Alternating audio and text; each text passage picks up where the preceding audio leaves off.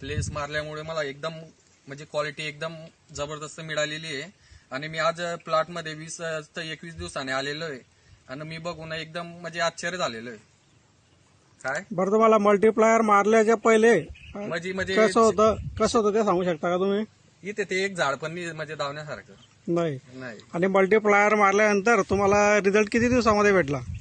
आता मी 21 दिवसानं या शेतामध्ये फिसळलीच्या शिवारामध्ये येतोय, तर मला आज मी ते सांगू शकतो.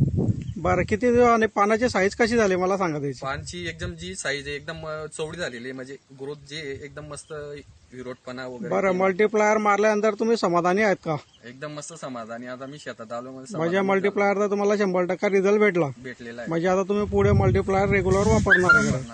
आता तुमचं सोयाबीन पहा कसं दिसतंय. एकदम जबरदस्त आहे ना. म्हणजे तुमच्या पानाची साईज खूप मोठी झालेली आहे सोयाबीनची. आणि बघा ना, एकदम विरोटपणा आहे ना.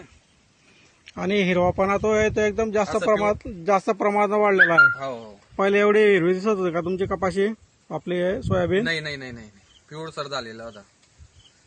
आता ते पिवळसरपणा पण निघून गेला. हो, निघून गेला. आणि आता क्वालिटी एकदम भारी होऊन गेली. म्हणजे हिरवगाच आणि काळे क्षार दिसतंय एकदम. हो.